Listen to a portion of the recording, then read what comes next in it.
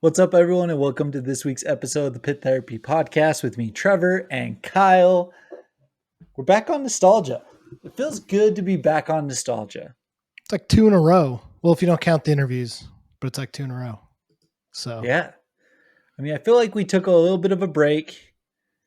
We did a lot of locals, which it was a ton of fun. Like, we're still going to do that. There's still a lot of bands to be talked about, but it feels fun just to go full nostalgia, reminisce about bands that we've listened yeah. to for 20 years. Mhm. It's great. So, But that's what, I don't know. That's what's fun about the music that we're into is there's just an infinite amount, right? oh, for sure. I mean, that's music in general, right? Like Doesn't whether these necessarily have to be people, ours. whether the listeners want it or not, we could do this for years. Well, yeah. I mean, we can continue to talk about our three listeners, but we don't have to do that. So, Okay. anyways, uh, what's up, man? How's last week been? Dude, not bad. It's been all right. Yeah. Yeah. Well, It's been good. all right. So, Last episode, Daniel from Die Young. That was freaking dope. it was sick. We always joke about it, and I think we've joked about it before, but there's a few people that have talked to us that it's like, you guys have no right like talking to us. Like we're a bunch of idiots, you know. You're way too cool for us. Kind of other way around. We have no right talking to you. Yeah, that's what I mean. That's what I mean. Yeah. So I mean that honestly applies to everyone. Like I don't know why anyone would want to talk to us, but we're No, grateful 100%. for it. And we've had really cool conversations. And if you guys have not listened to the Die Young episode, go listen to it because there's some great stories in there. I mean, I had no idea that band had done as much as they did, you know, like shame on me. So, right. No, freaking crazy to be kicked out and banned from Canada twice. yeah. It's a feat in and of itself kind of thing. So, Yeah. no, really appreciate Daniel hopping on with us. That was really cool. Super excited for the new Die Young album. We've had a little bit of a sneak preview in addition to the single that's been released, and it's awesome.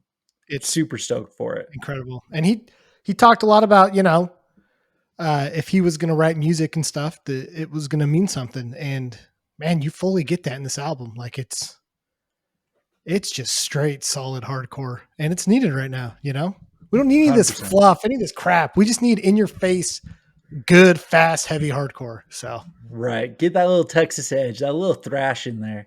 yeah, So for sure. So for sure. So yeah. well, dude, what about new music? Has anything come? I haven't been paying attention. I feel really bad about that. I know. I've been like really swamped with just like work and family stuff, so I haven't paid as much attention to new music. But I did hop on like social media today and saw that Combust from sick. New York released 2 songs, I want to say, and they went a little different direction than what they normally do. Like their last full length, it's a lot thrashier. It's like Mind Force, but a little heavier. Maybe heavier is not. It's a little drop tuned, right? It's a little tuned down, Mind Force, and it's sick. Like I'm a huge fan of the sound, so definitely go check that out because it's real good. I think they're a cool band. They haven't made it down here yet, but at least I don't think so. But I'd love to see them because they seem like they're a ton of fun live and their music slays. So yeah, this is sick. I'm just kind of clicking through it right now. So if you have new music, send it my way because I haven't had the time to like keep track of stuff. And then I was saying that Silverstein is here, I think tonight or something. But yeah, it might have been last night. I don't know.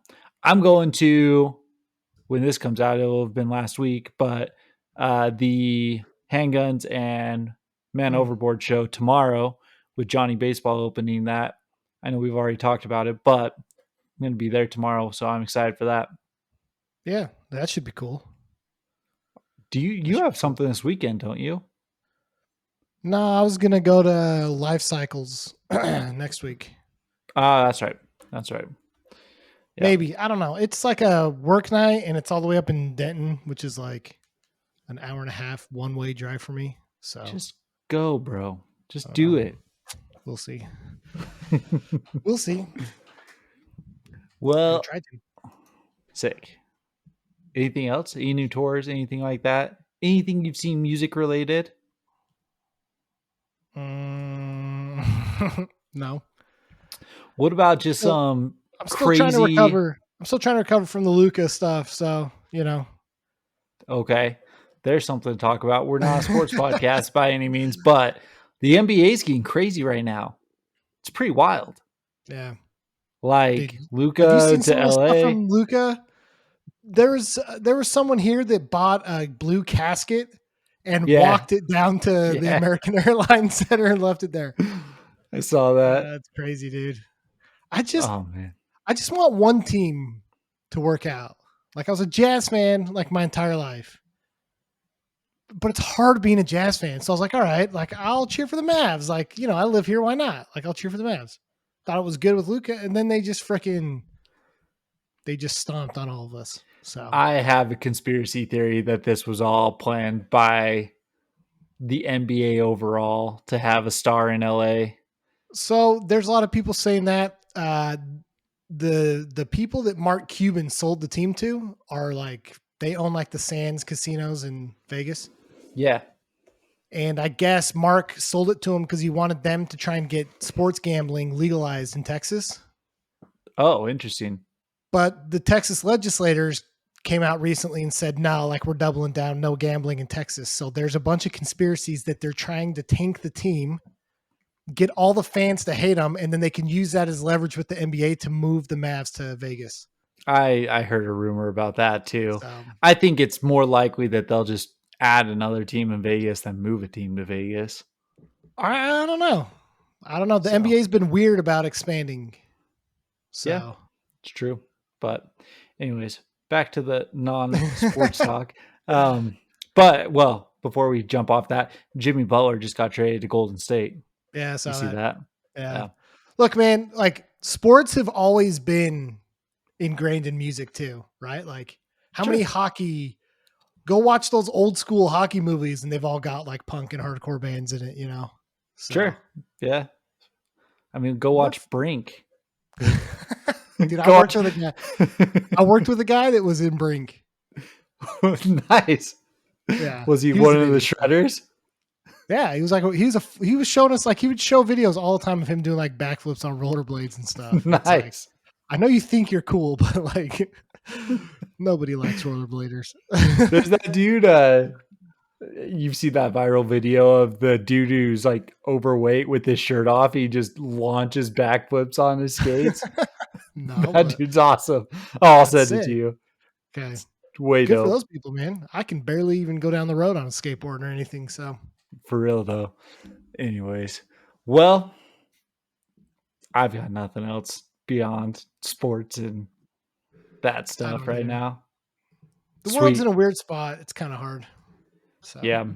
Yeah. But well, let's dive into it then. Ghost Inside. yeah. This has been requested by several people. And are we just going to say it? We took a little bit of flack last episode from My Chill, My Bride because we were fairly negative for several of their albums, Yeah. right? And it's one of those things where it's like Unbreakable was such a good album, something that we listen to so consistently that you just want bands to at least continue at a similar level, right? Mm-hmm. And Yeah. I can appreciate My Chill My Bride stuff now. It's not something I'm a huge fan of, but it's listenable. The Ghost Inside, on the other hand, and you, I believe, disagree with me, but the Ghost Inside is actually a band that I like the majority of their stuff. The majority of their albums, everything like that. This last album, it's a little rough for me. Mm-hmm. In all fairness, like the last one specifically, it's pretty rough for me. But like that 2020 album, their comeback album, I think is fantastic. And I was super emotional listening to it. I got super emotional watching their comeback video in LA, like all of Yeah. that stuff. Like, so there's a lot of stuff to talk about with this band. And it it feels like a good band to talk about after last episode. I think it is a good band to talk about. If people came to this episode expecting me to be super positive on this music, I'm sorry, I'm going to disappoint you. Right? I will. I feel like though, when we do have these negative takes around bands that we talk about, we try to not be reactionary or douchey about it. Like they're honest opinions that I feel about this music, and so like not everyone's going to like everything. Um, and we'll get into, in a second when we talk about some of these albums, why I didn't necessarily like them, but like Yeah. my overarching feeling, and this is what I wanted to ask you, and this is what I texted you and Chris about earlier, is like, as we've gone back and listened to some of these bands, or as you go back listening to any of these nostalgia bands, do you feel like you have outgrown some of this? And I don't mean that in a pretentious, like, oh, I'm better than, like I'm too hard to listen to this music, or like I'm better than this crap. Like, that's not what I'm saying. It's just from like a musical taste standpoint, have there been bands that you have felt genuinely just like, I've outgrown this. It's not for me anymore. So I know what you're saying, and my honest take on it is nostalgia is something very like it's just always there for me. I don't know why. I hold on to stuff for a long time, right? Like you guys talk crap on like Attack Attack. I freaking love Sunday Came Suddenly. Like Yeah. there's stuff like that it was just like it was a time and a place in my life that I can go back to no matter what, and I will continue to enjoy it. Now on the flip side of that, like our buddy sent us a band that would have like slotted into 2008 almost perfectly. I'm like, yeah, I don't want to listen to this. Like, I don't care about new bands trying to do the old sound for the most part, if that makes sense. Like, it was a time and a place, and the nostalgia factor is what makes the music for me still. Is it the best music ever? No. Yeah. Am I listening to other things now? Much different. Yeah. My musical taste today is much different than it was, but the nostalgia hit is still there for me, if that makes sense. No, it does. And that's where I think I've struggled with some of these bands, like The Ghost Inside, and even like My Children, My Bride, right? It's like, I feel like right now in my life, the nostalgia for some of these bands is only going to get me so far, where I just genuinely don't like the sound anymore. Like, I feel like specifically with My Children, My Bride and The Ghost Inside, they did what they needed to do for me. Like, these were the gateway bands for me that actually got me into hardcore that I'm listening to today. Right. Okay. So I look back on them with fondness, but when I go back and listen to it, I struggle with it because it's just boring to me. It doesn't to me, right? I'm not saying their music sucks. I'm just saying like, I kind of struggled to get through these albums because I just didn't enjoy it. I found myself kind of getting bored listening to it. But on the flip side, where I think this is an interesting discussion is going back and listening to bands like AFI, Boy Sets Fire, Poison the Well. Very nostalgic bands for me, but I felt like I haven't outgrown that yet. And I don't know why. Like, I can't really explain it. So. Yeah, I don't know why. I mean, I don't know your life. That's true. I mean, you kind of do. You've been pretty much involved in my life since most of it. It's been a long time. But yeah, I mean, I know what you're saying. I think that if I'm just to put like myself in your shoes versus myself in my shoes kind of thing, you were much more like the nostalgia hit for you is old AFI, old Boy Sets Fire, all that kind of stuff. You got into this stuff and introduced like me to this later on. So my nostalgia hit, my own music and stuff like that I'm finding and discovering and stuff like that is bands like this. Okay. A little bit before this, the MySpace era, a lot of that kind of stuff, right? This was my rebellious phase kind of thing. You know what I mean? Yeah. As stupid as that sounds, but this was my music. This wasn't anything that my parents listened to. I didn't have anyone but friends showing it to me, anything like that. Yeah. So I think that we just timing wise, just have a little bit of differences that way, if that makes sense. Yeah. No, You know? yeah, it makes sense. I don't know. It'd be people that are listening to this. Like, how do you feel about it? I mean, like the Ghost Inside, I remember very vividly Fury and the Fallen Ones. I remember seeing them live. I remember having a ton of fun. Uh, Never really listened to anything after it till, I don't know, a few years ago. I went back and was like, oh, I think I'll check out the Ghost Inside again. But I have very fond memories of them. I had their album, I had their shirt. Like, it was a cool band, but I don't know. I don't know. Just going back and listening to it is like, and not to be rude or anything, but it's like I feel like I've found better music to me that fills the hole that they were, So I get that. I I don't know. get that. So let's jump into it and let's actually talk about the band. So they started in 2004. Originally, they were known as A Dying Dream, released an EP, and then it was called Now or Never, and then quickly signed to Media Scare Records. Once they got over to Media Scare, that's when they re-released that, and then they started on their full length Fury and the Fallen Ones. So Fury and the Fallen Ones drops about 2008. So they're a little bit later than some of the other bands that we're listening to at this time, right? We're already several albums deep into the Haste the Days, to the Devil Mm-hmm. Wears Prada, to bands along those lines, right? And then the Ghost Inside comes. And I remember they were more hardcore than what we were, well, at least what I was listening to. I was listening to a lot of deathcore. I was listening to a lot of MySpace metalcore, all that kind of stuff. And I know that the Ghost Inside leans more on the metalcore side of things, but they do have that hardcore flair and that hardcore element to them as well.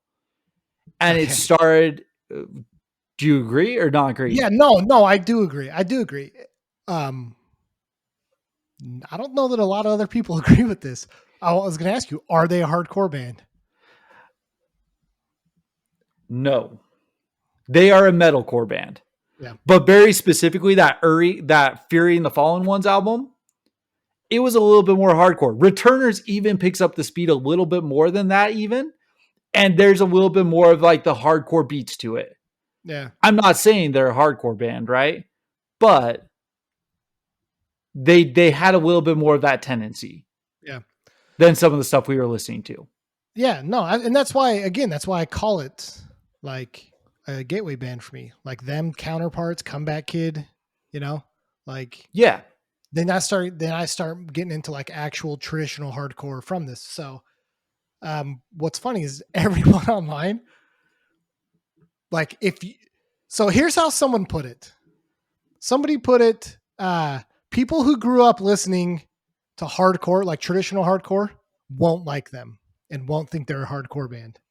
People who listen to Rise record bands in their teens and just got into hardcore like the Ghost Inside and think they're a hardcore band. And I'm like, this is the most perfect example. And like, I think when we saw them back in like 2008 or 2009, we were probably like, oh yeah, dude, this is a hardcore band.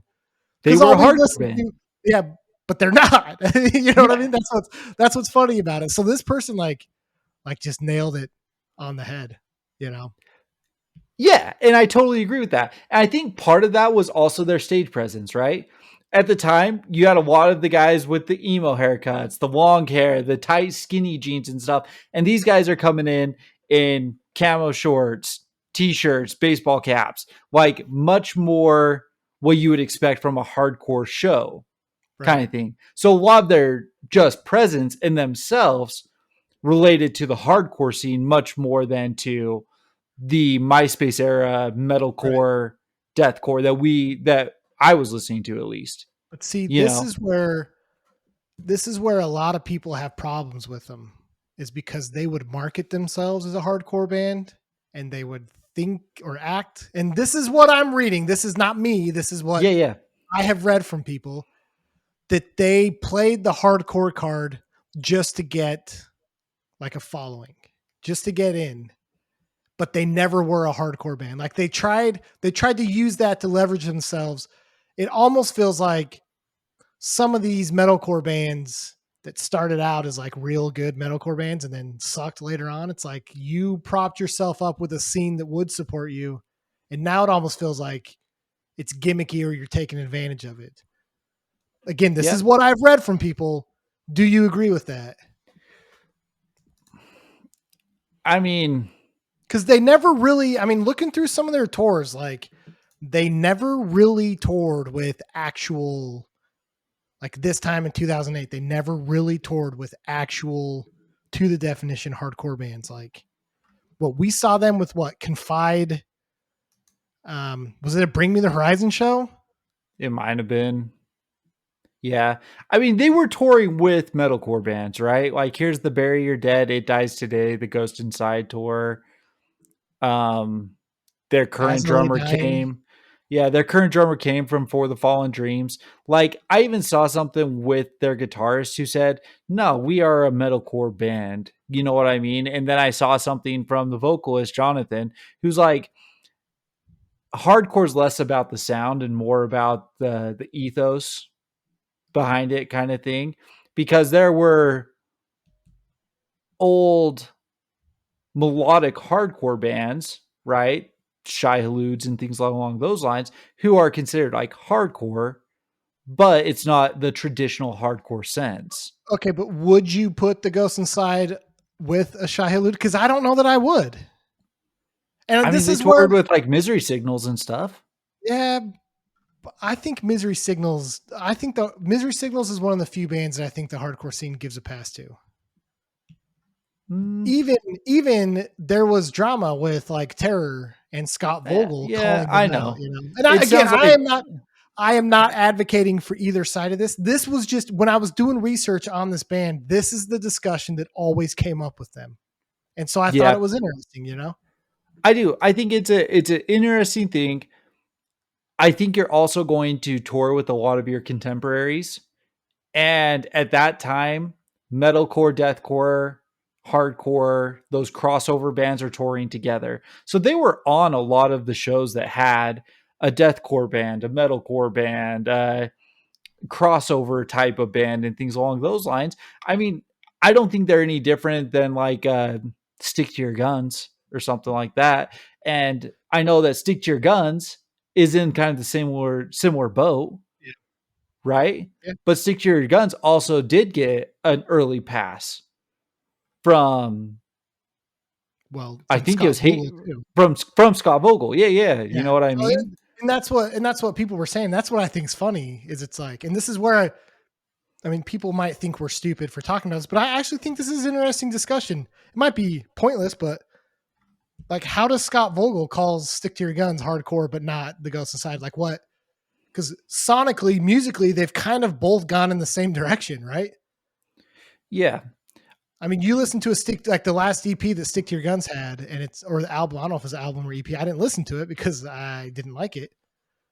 Same with the Ghost Inside, but I just like the path they took was kind of the same. But was there more involvement with Stick to Your Guns in the hardcore scene where Scott was like, "Yeah, we'll give you a pass because you actually walk the walk," instead of just saying you're a hardcore band, but you were never Well, I mean, from all supported it? accounts and what the vocalist came out and said, Jonathan said, was he actually caused some issues with Terror specifically, Yeah, like behind the scenes kind of thing. So as much as, Scott's name dropping the Ghost Inside and not calling them a hardcore band, how you think much of that's it was just the drama between them? it was just drama. In my opinion, it was probably drama between bands. Yeah, Like, because he also said, 2000, I think, so that happens 2012, 2014. They're on Warp Tour together and they have a picture together. They're like, we squashed the beef and everything. And then when they have the bus crash in 2015, Scott comes out because I guess a bunch of people were commenting, oh, I bet Terror's loving this. And Scott's like, no, screw you guys. Like, people died. yeah. Like, we fully support the Ghost Inside. You know what I mean? Like, he kind of like, backtracked a Walk little back a little bit, bit. Mm-hmm. and again, if he wants to say it about their music itself, sure. You know what? He probably has a point Yeah, that a lot of like young kids who are just getting into this from a metalcore or a deathcore or something is going to be like, the Ghost Inside is such a sick hardcore band. they're probably not going to be Right. like hardcore if you go and like listen to true to the definition hardcore band. But what Right. is hardcore? You know what I mean? Like we talk about this. So What is hardcore? It's no. like what was the president that was talking about porn where he's like, you know, when you see it, that's kind of how I feel about hardcore. You know, like There you you know, go. You know when you when you see hear it. it. Yeah. And Yeah. listening.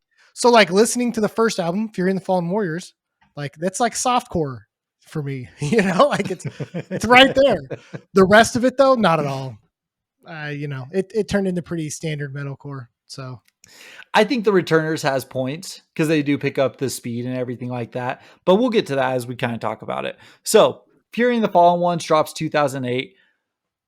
I think that this was just a new band on scene for us, and they just exploded hard, especially around us. Like a lot of people really liked the Ghost Inside. And I think that part of that was also due to it was probably 2008 or 2009 when they rolled through, and Straight Edge had a really bad rap going on right then in Salt Lake, and they were playing the Avalon Theater. And Avalon said, if you're wearing Straight Edge merch, you can't come in. And the Ghost Inside started handing out shirts to kids wearing Straight Edge merch so that they could come into the show. Do you yeah, remember that? I do remember that Yeah. So I because think I that may or may not have had to have a shirt.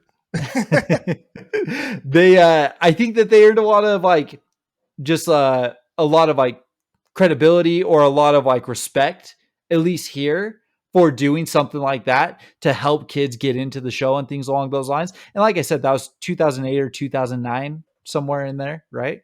Um, but yeah, let's talk about it. Fury and the Fallen Ones. Yeah. What? When do you remember it? Like, I feel like you went to a show and brought this album back. Yeah, it was this Confide show that we're talking about. That was the That first time. it was that one. Yeah, that was the first time I heard him, and this is why I loved our friend group because we always showed up for the. I don't remember who we were there to see, but Probably Confide. I'm pretty sure they were the opener. The Ghost Inside was. What year was this? Would have been 2008 or 2009. I'm trying to find it. Keep talking. Yeah, no, I remember going to that show. I remember them coming out like you were saying. I felt like I was at like an Amir Acacia Strain show because they were all wearing windbreakers. And he ran out and he's like, we're a punk band from California. And then they went right into the first song on the album, Provoke. Yeah. And I just remember being like, oh, this is awesome. And we all went and, got pretty rowdy for him and stuff. And then you're right. Like, I think I bought a shirt from Confide and then I bought the album from The Ghost Inside. And then went home and we probably ripped it and burned it for. Oh, I'm sure. Good, but yeah. So I mean, I was listening to a burned version of this album yesterday. So it was probably from mine. It's like a relic, dude. Yeah. So it looks like that tour was Confide, Bring Me the Horizon, and Misery Signals. I don't remember Misery Signals being there. I don't remember Misery Signals being there either. Maybe they didn't make the Utah date. I don't know. Yeah. So, anyways, I also don't remember staying for Bring Me the Horizon. But no, we wouldn't have because that wasn't the episode when people allegedly, or not the episode, the concert where people allegedly tried to fight him. No, that was a few years later. Allegedly. Yeah. Allegedly. Yeah, we didn't stay for Bring Me the Horizon because I think this is was Bring Me the Horizon even cool at that point? I never thought they were cool, but then I like Bring Me the Horizon. I liked them, but I also. When was their sound change though? It wouldn't have been around this time. No, this was way earlier. This was like Suicide Season. Bring Me the Horizon. So okay. Yeah, I liked Count Your Blessings, Bring Me the Horizon.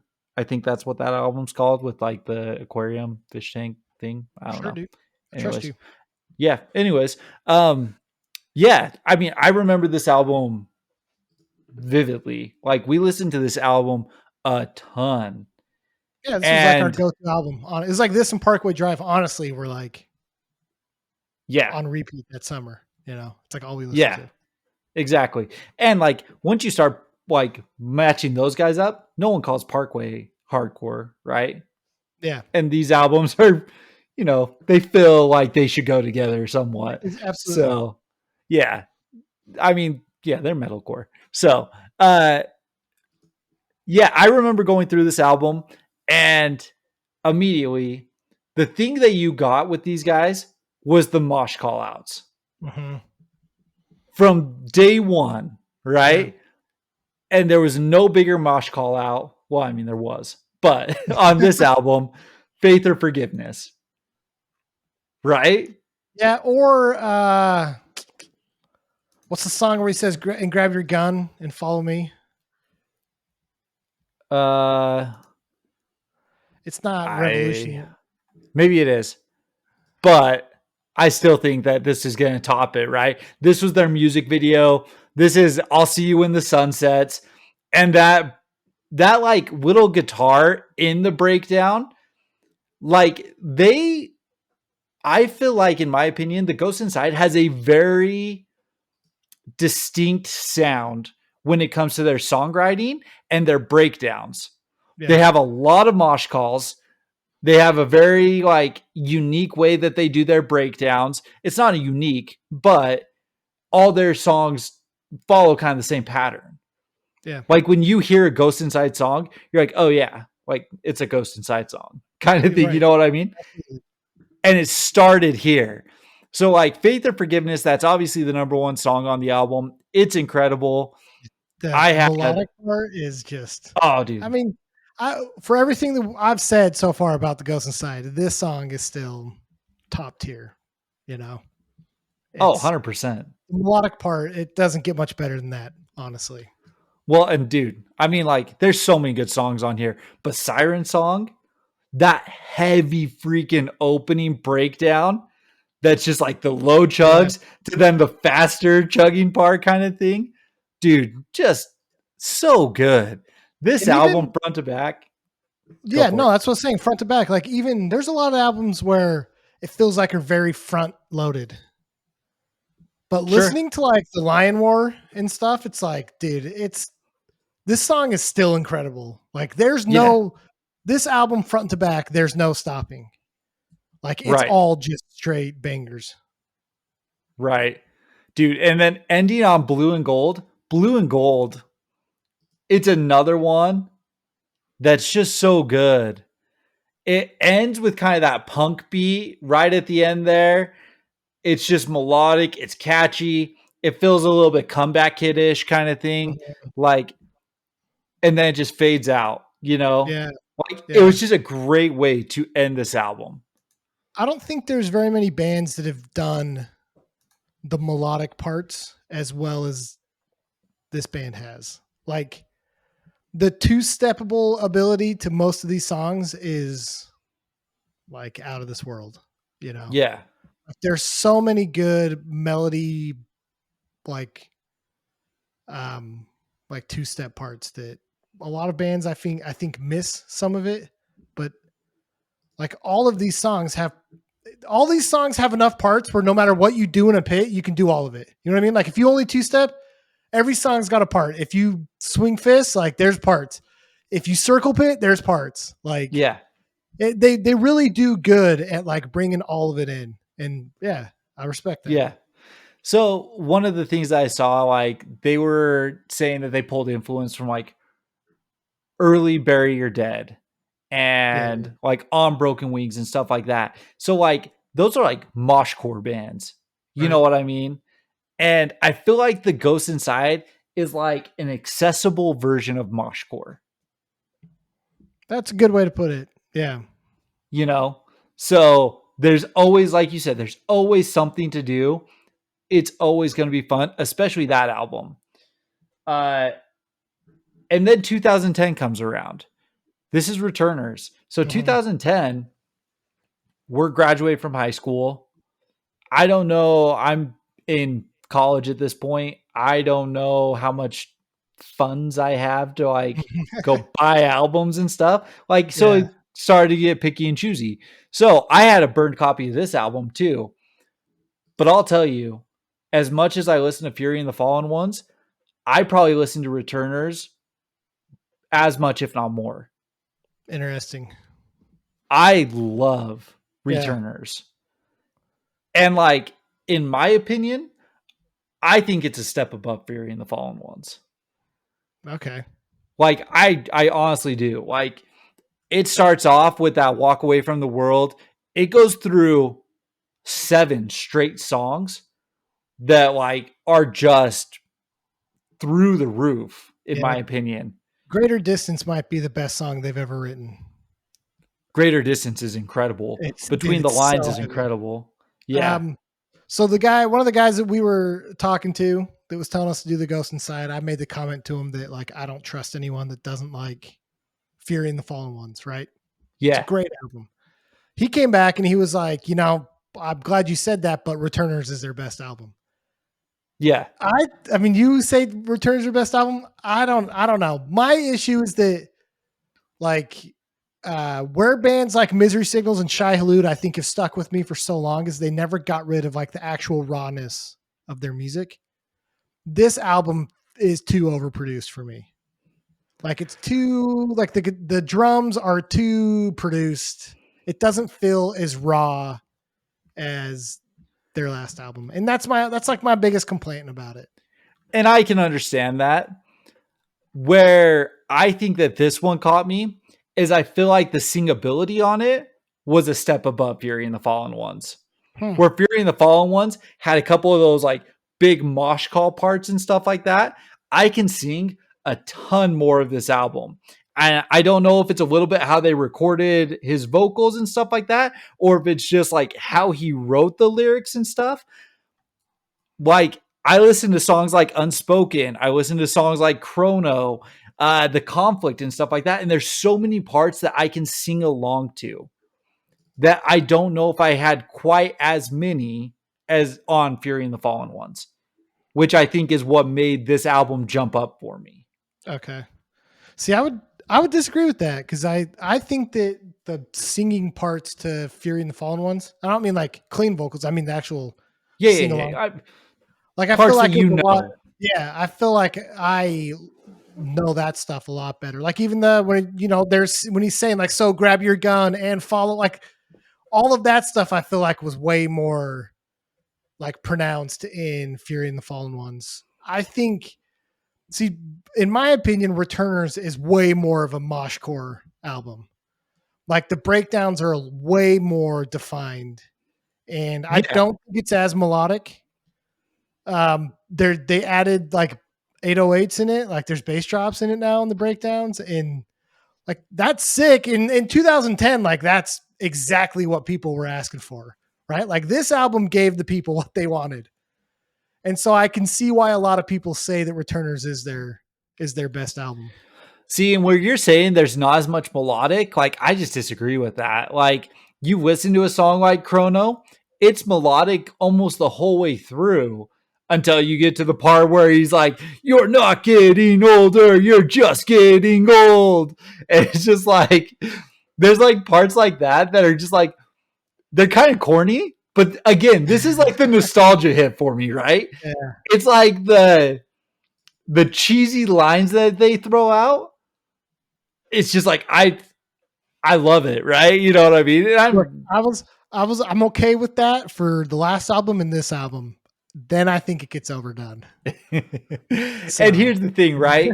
Is this is the album that's really setting them up though, I think to explode, right? And as they explode, they start to get later on Warped Tour, they start headlining bigger shows and stuff like that.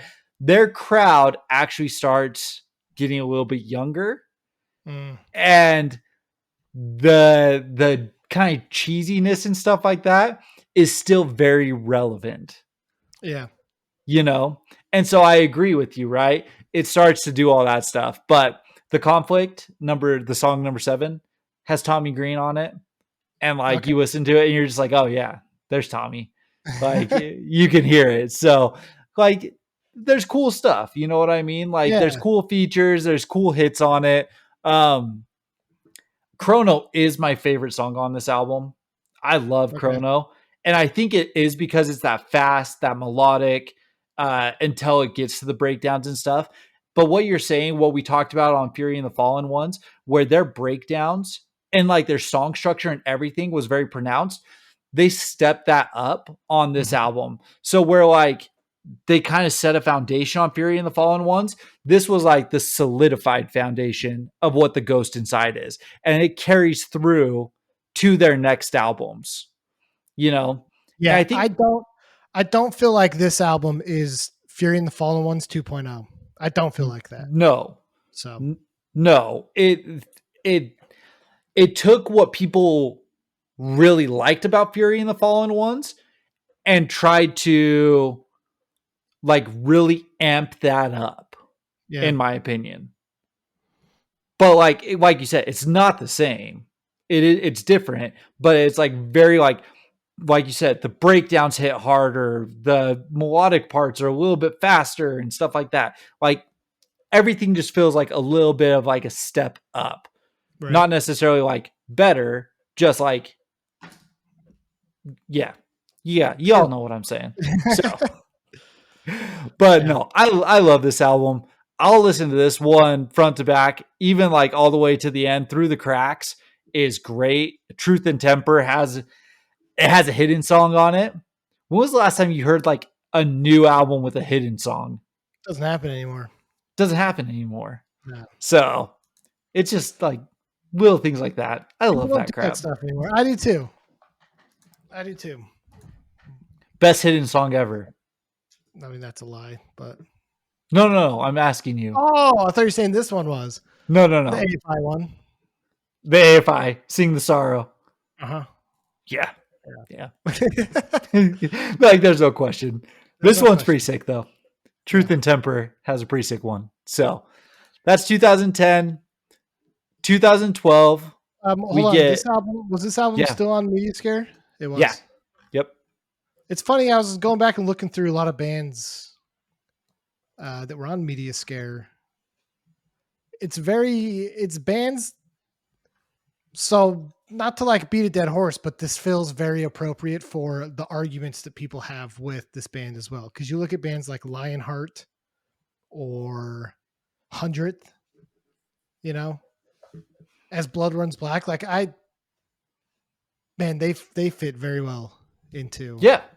I guess I didn't know much about this record label, but yeah, they fit very well into it. So yeah, no, it definitely makes sense. Like Volumes is on it. So yeah. Sorry, side note. Tangent. No, all good. After this one, they move over to Epitaph. So the next album, Get What You Give, that's their first album on Epitaph. This is also around the time that they switched drummers. So they go from, his name was Casey Stockbridge, who was on those first two albums, and they bring in Andrew. I don't know how to say his last name. He's the one who lost his leg in the bus crash. He was the main songwriter for the Fallen Dreams. Okay. Prior to coming over to the Ghost Inside, which we've talked about for the Fallen Dreams. Yeah. You want to talk about metalcore? They are the epitome of whatever the current metalcore sound is of that time. You know what I mean? Yeah. So I can listen to the first album. I can listen to the second album. This is where I'd start getting lost. This is where I'm like, a couple songs I'm like, all right, it's okay. But then the rest of it, I'm just like, yeah, this is where I get into the discussion of like, again, in a non-rude, pretentious way, I feel like I have outgrown this sound. It does not resonate with me anymore. Okay. So you started off then. Why? Just like you said, it just feels like a generic metalcore album, way overproduced, borderline gimmicky with this stuff. I guess it's the fact that it came out in 2012 is probably better, because I feel like if this album had come out today, we wouldn't be surprised either. You know what I mean? But then again, their newest album still. But what I'm saying is that like this album is what metalcore has evolved to that I specifically don't like. It's just it feels generic. It feels like they've started to lose their soul, their musical soul a little bit. Okay. I understand why you're saying that. The only thing I'll disagree with is I actually don't mind the album. I actually think that the album's pretty good. It has some of their biggest hits off of Yeah. this. Engine 45, Dark Horse, White Light. I think starting off with This Is What I Know About Sacrifice, like, that's a solid opener. Yeah. Like, I think that it's a solid opener. This is what was that Parkway album? What's the Parkway album where they it's Not not calling this Horizon. Atlas, are you? This is Atlas to me. Or it could even This is be Atlas to you? Deep Blue. Yeah. This is where, like, again, if you ask people what's your favorite Parkway Drive song, nobody's talking about their goated albums. They're talking about Deep Blue or Atlas, right? And this is the same with A the lot Ghost of people Inside. talk Horizons. You ask the Ghost Inside, what's your favorite Ghost Inside song? They're probably saying songs from this album. They're completely ignoring the last two. This is Horizons for me from Parkway. Start to lose Not me Horizons, Atlas. Atlas. Don't call this Horizons. Horizons are good. This is where they start to lose me sonically, but this is where I think mainstream metalcore picks it up. And that's cool, right? If you like that stuff, it's cool. I got no problems with it. It's just it loses me. Sure. It gets much more moshy, much more push pity and stuff like that at times, but it has heavier breakdowns. It has heavy stuff. So this is produced by Jeremy McKinnon of A Day to Remember. That makes sense. Yeah. It makes a lot of sense, right? Once you start putting into some of that stuff, because you start to listen to how some of like the breakdowns happen, some of how it hits and everything like that. And you're like, oh yeah, Day to Remember's heavy songs feel like they hit like this. The end part for Outlive sounds like some of the, like, what's the album after Common Sense with A Day to Remember? Sounds like breakdowns that get written in that album from A Day to Remember, Sure. They're like sneakily heavy, but I don't know. It's whatever. Yeah. Yeah. No, I know what you're talking about. A lot of people have said I hopped on and I just read like album rankings and stuff like that on Reddit and everything. Yeah. There are a lot of people who list this as their top album. Interesting. They're like, this is their magnum opus. It's the heaviest that they get before really starting to delve into the like clean singing aspects and things along those lines. This is the album that they do start to get more into that clean singing and stuff along those lines. You get a little bit softer songs on there, like White Light and stuff like that. Engine 45, I think it's got a bunch of cleans. Yeah. So there's definitely some stuff in here. I think it's a good album. This one's their first one to premiere on the Billboard 200. It premiered at 88. So you can see where this is going. You know what I mean? You start to see the same trajectory that the Day to Remembers took. Now it's the Ghost Inside. I think the Devil Wears Prada took similar path kind of thing.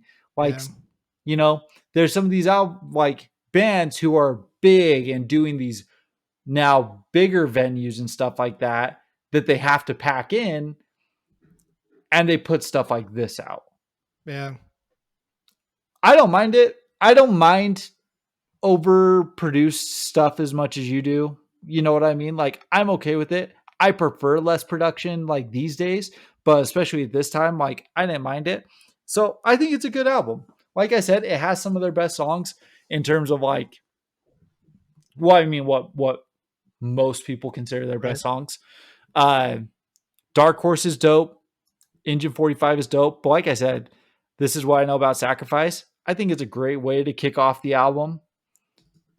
I think that song means even a little bit more after everything that happened. Right. Like, I'm pretty sure this is what they opened with at their comeback show. And like, that's just like such a heavy hit on like they've sacrificed now literal limbs. And this is the song you come out with.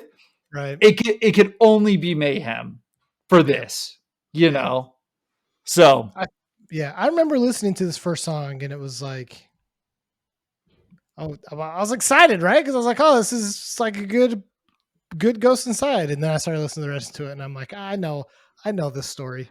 I've seen this story before.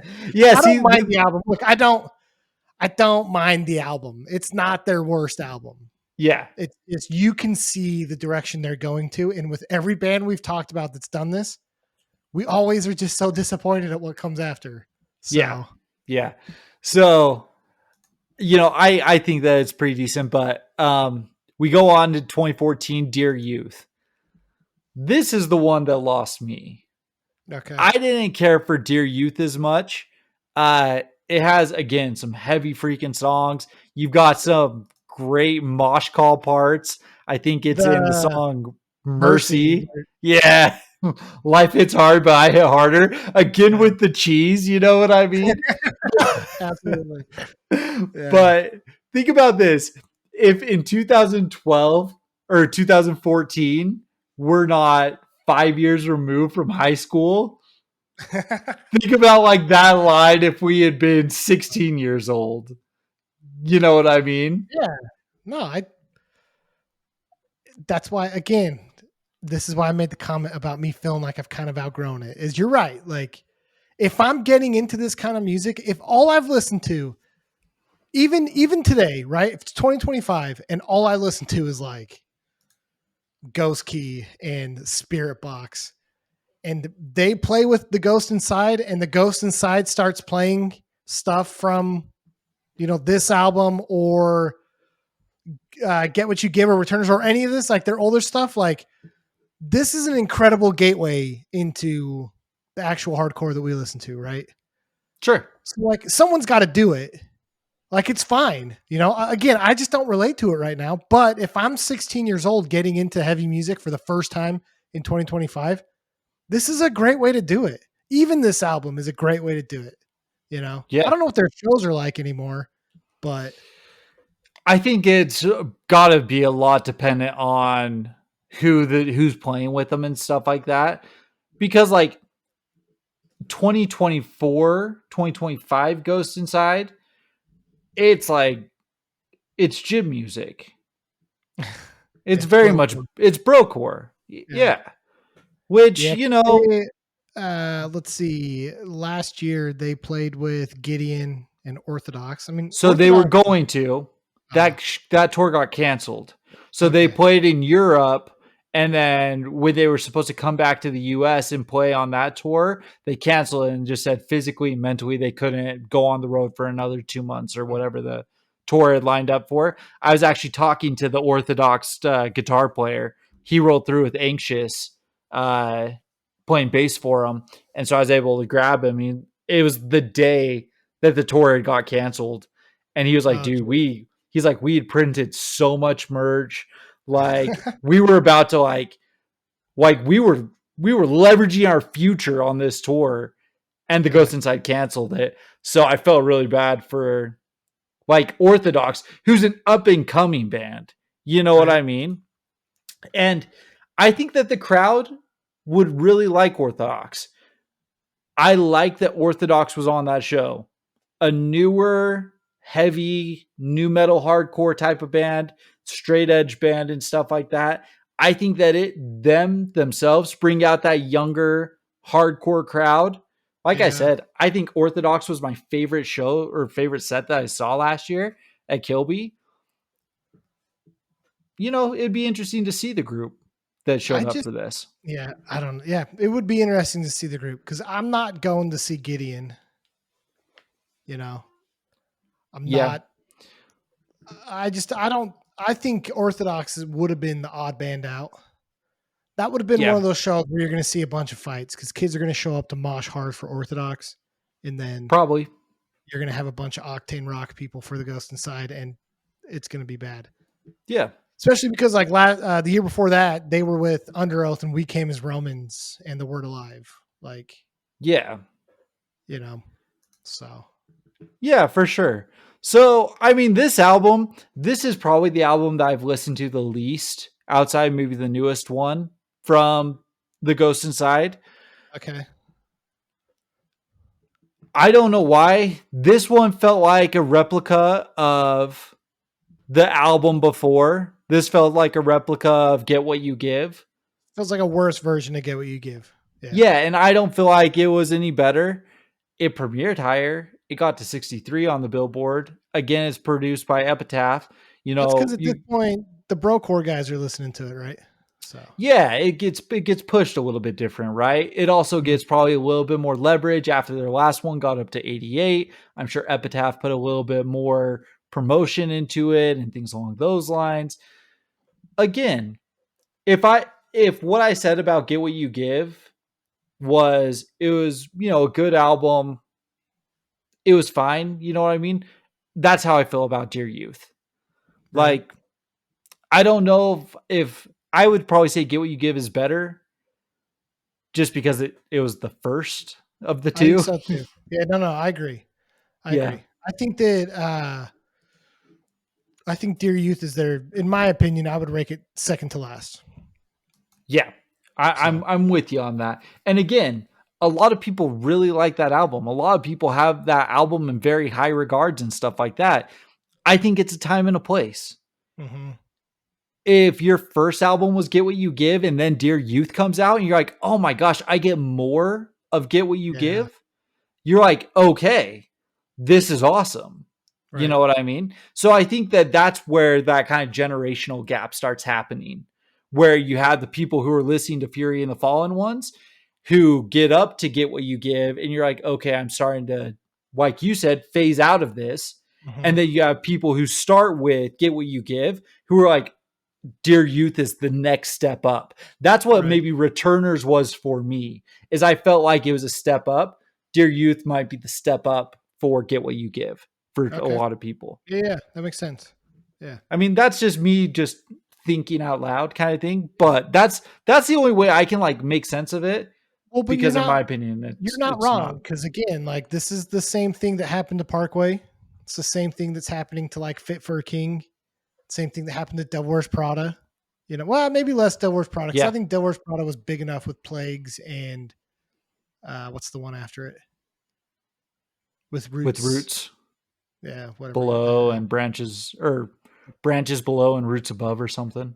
Something like that. Yeah, I think maybe Devil Wears Prada had more. You look at bands though, like Norma Jean went down this route. Uh, Oh Sleeper a little bit. I just it's this group of that you like group together of these kind of premier metalcore bands from 2010 and on have all kind of had the same trajectory. Yeah. And so, again, if you're like just discovering all these bands at this time, then like, dang, you got a ton of good music to listen to because all these bands did it, Yeah. you know, and And that's cool. you've So, got like 4 albums back of it too, you know what I mean? right. So, like, no, I completely agree with you. So, I would be interested. I think we said this with Parkway Drive. I would be interested to see what people think of their first two albums. If you're getting into Parkway Drive with, or not, I keep saying Parkway Drive, the Ghost Inside with Dear Youth, I would be interested to know what you think of their earlier stuff. So if any of you yeah, are out there, let me know. I would too. Probably not Yeah. going to after all the crap we've been saying, but come on. I don't think I don't know if they'll even go back to that far. They might get back to Returners. You know what I mean? They're not going back to Fury and the Fallen Ones. At least Right. I wouldn't think so, unless you have some sort of background more with early 2000s metalcore or hardcore or something like that, something to attach to. If like your introduction is current metalcore or, you know, what we're calling kind of that brocore kind of thing, you're not going back to Fury and the Fallen Ones. Yeah.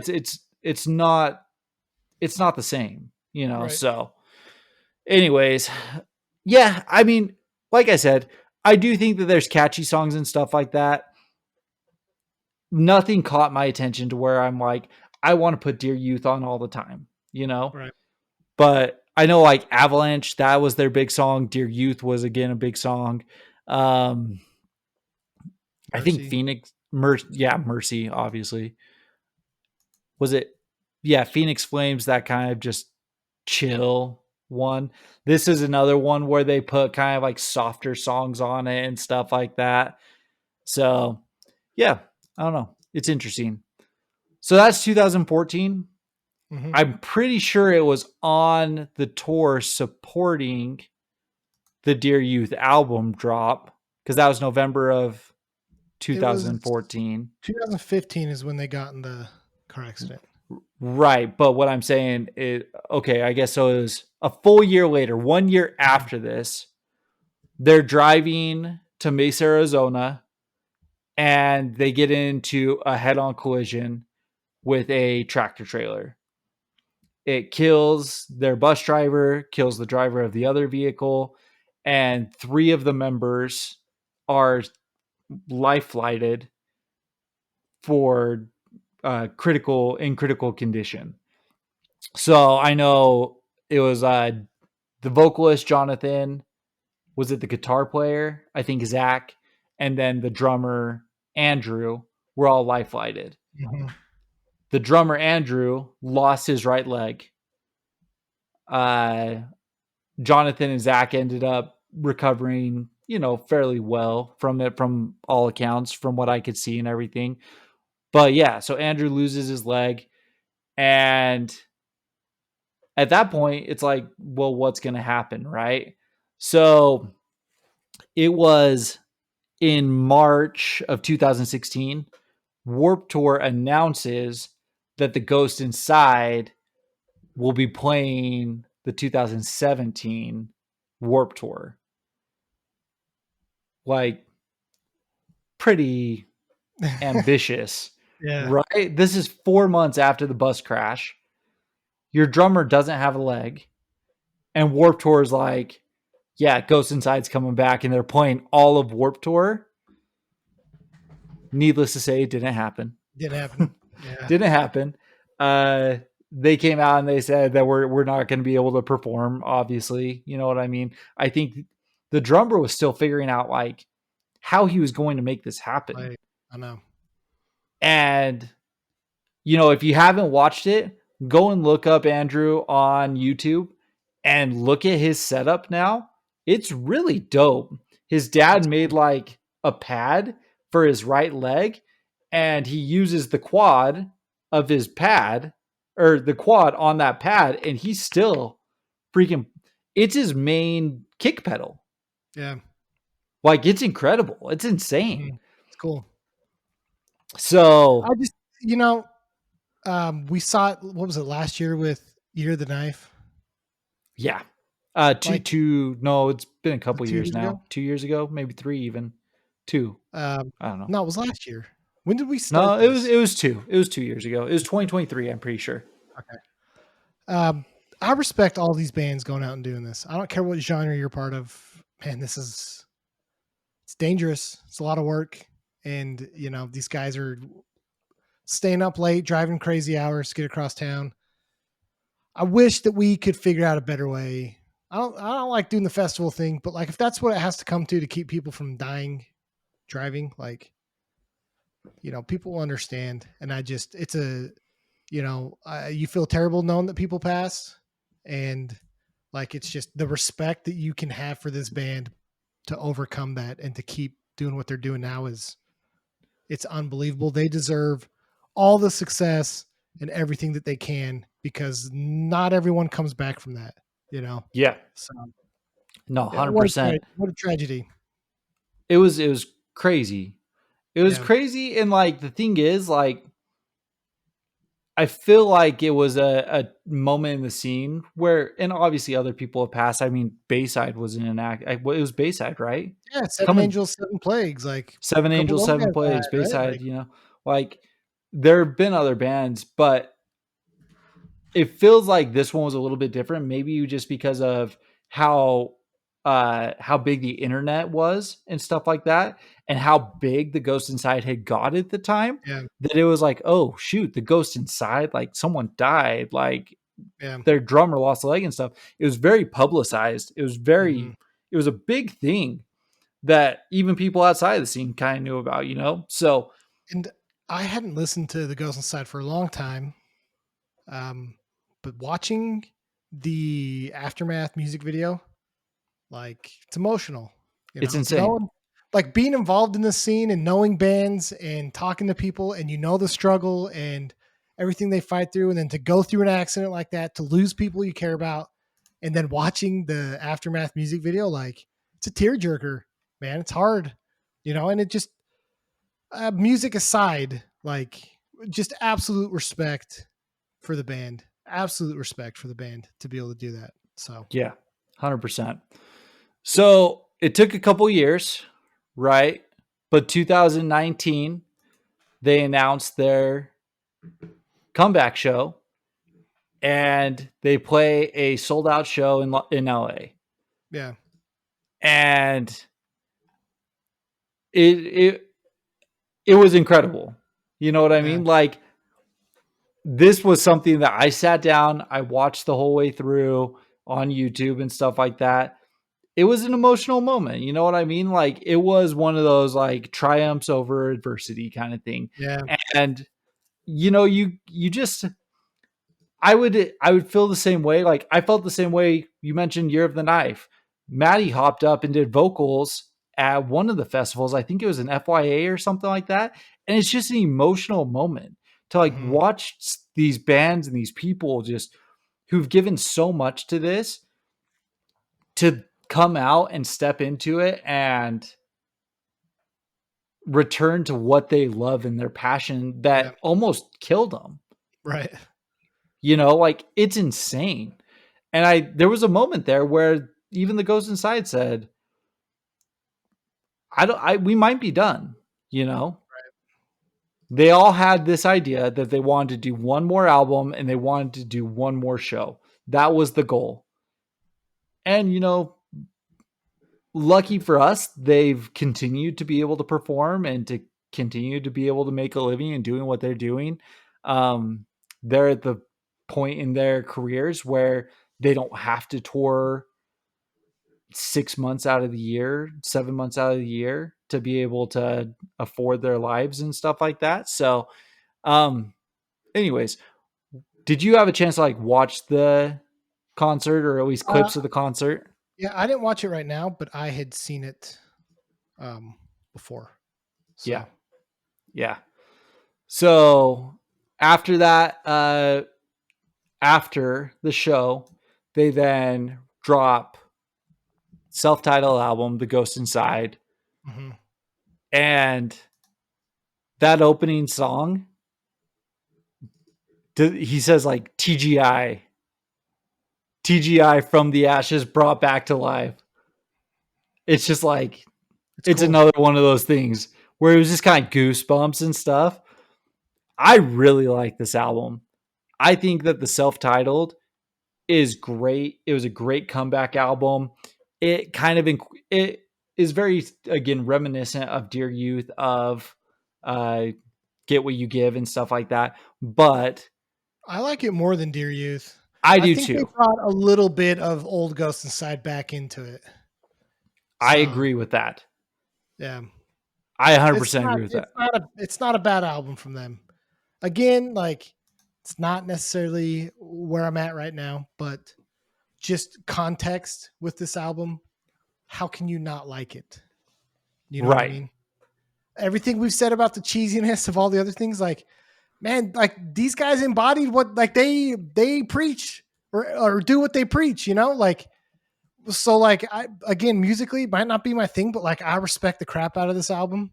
And it actually isn't bad, right? Like they could have come with some like really soppy, not very good album, but no, like they came and just punched you right in the face with it. And I respect that. Absolutely. Right. No, it's got some really high points. Like I said, that opening song, 1333, that TGI, it was just goosebumps kind of Yeah. thing. It was so good just to Mhm. hear them come back, you Yeah. know? And then like, Aftermath is a great song. oh, The Aftermath is melodic parts in fantastic. Aftermath are like and maybe I like it that much because of the music video too, just because it did create an emotional connection if you know the story. And so I like the song. I like Aftermath. I think it's a good song. Yeah, and I mean, like, you are more melodic too. Like, that's Yeah. also the type of stuff you like. Pressure Point, it's another one of like the really over the top songs on the album. Yeah. But it's just like, I feel like that's the most pissed off version that like I've heard of them. And like, it almost feels like a lot of like pain. You know what I Yeah. mean? And like, that's what this album was. It was a very painful album for them to write and to think about and stuff like that. And they said, they're like, we don't want an entire album just on the tragedy. You know what I mean? So like, there's other songs on here that are not necessarily about the crash, about everything that happened, but they're the ones that are, where you're just like, man, you just like laid into this. It's just like, it's awesome. So Aftermath, Pressure Point. I mean, what does he say? F this, F your sympathy, or something like that. Yeah. Like, or F this, fake sympathy. You're everything I despise and disappear. Like, it's just such a mean line, you know? And y'all know how I feel about just like mean lines. I like that stuff. Like, it's great. So Yeah. no, this was a good album in my opinion. Honestly, it's probably like my third favorite album from them. It's probably that high up, Okay. in all honesty. Um, I really like it. If I'm going to listen to their like more metalcore, current metalcore sound, this is the album I'm putting on. That's true statement. Yeah. Yeah. So, I agree. and then we go 3-4 more years and we get Searching for Solace. I don't even want to talk about it. Oh man, I just like, I know why bands are doing this. And honestly, like, if you go listen to the drummer's like side project and stuff, it's like a more like prog rock, experimental type of sound and stuff. And it feels like it goes more in line with this. Like, he's not playing like a hardcore side band. You know what I mean? Yeah. He's playing metal. Yeah. And this is a metal album. It's bad. Who does the cleans? Is it Jonathan? Is it the lead vocalist? Or is it It someone else? might be. I honestly don't know. That's one thing I don't know about this. Look, I have no problem with bands that sing. I have no problem with this specific genre of music. I think I've said before, I'm a big fan of like old Silent Planet, old Phineas. The Color Morale is one of my favorite bands. It's just this isn't it. You know, this felt way too. It just felt way too what everyone else is doing. They lost everything that made them the Ghost Inside, in my opinion. It got too tuned down. To it's this like industrial sounding, crunch sounding. They just like, it's just such a drop tuned, electronic sounding breakdown kind of thing. Yeah, I just, listen, we're the outliers here. This is what's popular. You know what I Yeah. mean? People love this kind of stuff. There are moments on this album that are a little bit better than some of the other current metalcore bands. Even in the song Death Grip, they have that upbeat part that's like a minute and a half into it or something. It kind of picks up, it gets more melodic, it gets more kind of jumpy, bouncy stuff like that. It feels cool, but it's mixed into a lot of that low. I really do not like Death Grip. Yeah, I mean, like, it's interesting. And then like the other song that's really popular on here, Earn It. Like, there's so many bands that could just do this. Yeah. You know what I mean? And I think that that's what bothers me about a lot of this stuff is like, even though a lot of like hardcore or like a lot of like what we listen to in terms of like kind of that death influenced hardcore, like the Shattered Realms type of things and stuff like that, a lot of it sounds the same. but there's ways to kind of like differentiate bands at times. And maybe it's just because of how much I listen to them or whatever. I don't know if Fit for a King was literally to play a cover of Earn It. I don't know if I could have told you if this was Fit for a King or The Ghost Yeah. Inside. Yeah. Yeah. And we talked about this with He's Legend. He's Legend went through these sound changes. They got sludgy. They got some of this, a little bit of industrial type stuff. Still felt like He's Legend. Still felt like it was the same people that did the rest of the albums. You know what I mean? Every Time I Die, that's another band that these guys want us to do, and we're going to end up doing. But like their sound changes, they still feel like Every Time I Die. This does not feel like The Ghost Inside. This feels like Epitaph went to him and said, here's the foundation. Here's the blueprint for success. Here's the blueprint for the music that we want you to play. Make this album for us. And you're right. Fit for King could have done the same thing. I might even be more okay with Fit for King doing this because they didn't lean more on the hardcore side in their older albums. They've always been pretty metalcore-y, deathcore-y type stuff where their progression feels more natural to me than this does. Yeah, and I think that we kind of have to throw out Fury and the Fallen Ones. Once it hits 2000, I think it's 14, the only remaining original member is Vigil, the vocalist. Yeah. So once you hit 2014, the main songwriter at that time starts to become Andrew, the drummer, is my understanding. And like, again, we've already talked about For the Fallen Dreams. If For the Fallen Dreams is any indication, he's very in line with what's currently happening. This is a very what's currently happening album. Yeah. And so like, is it better than some of what's currently happening? Probably. You know what I mean? Like they're probably just better musicians. Yeah. You know what I mean?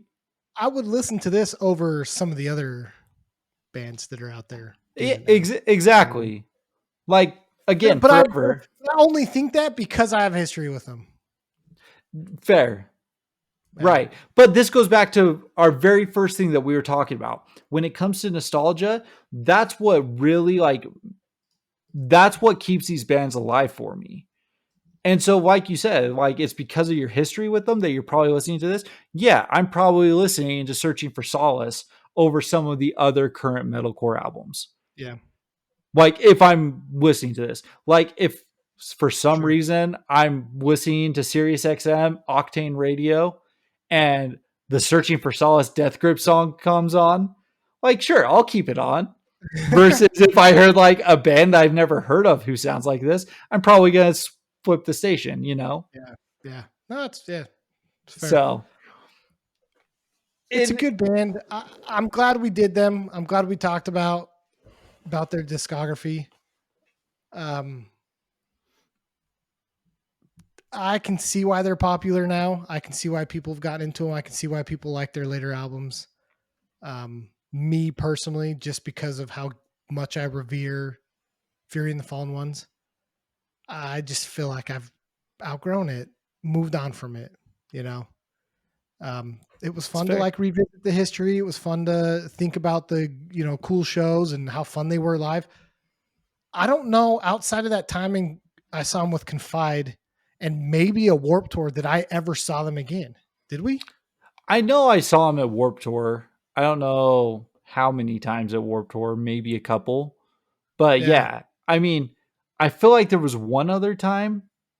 I feel like we saw them twice and then a Warped Tour, but I don't know. I don't know. It feels to me as like as important of an album as Fury and the Fallen Warriors or Fury and the Fallen Ones was.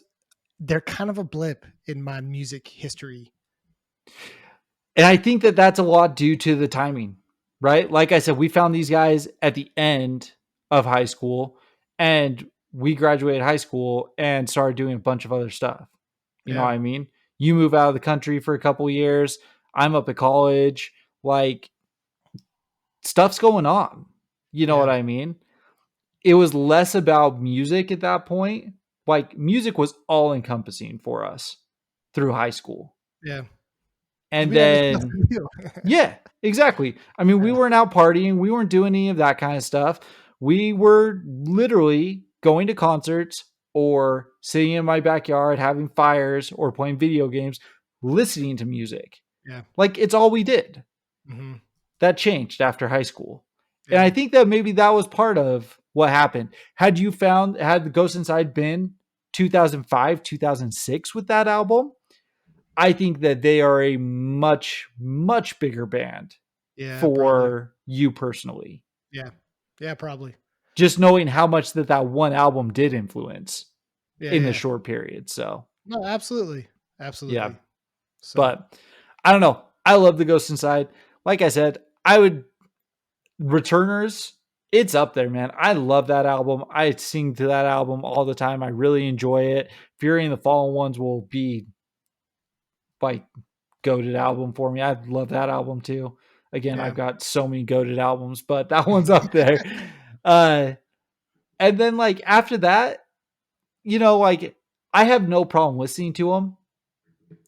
I'm not necessarily going out of my way to like see them kind of thing, but I'd probably go catch them again. I was actually planning on catching that Orthodox, like when they were going to come through with Orthodox. Yeah. I think they were coming to Salt Lake. So I was going to go see it. I thought it would have been fun. I'm not going to see them. It's all right. Unless they do a Fury and Fallen One reunion tour, and then I'll see them. Yeah. And But was it 3 more years? And then it'll be like a 20-year? So 20 year. I don't think you're getting it. no. No, I don't think so. I don't think it's happening.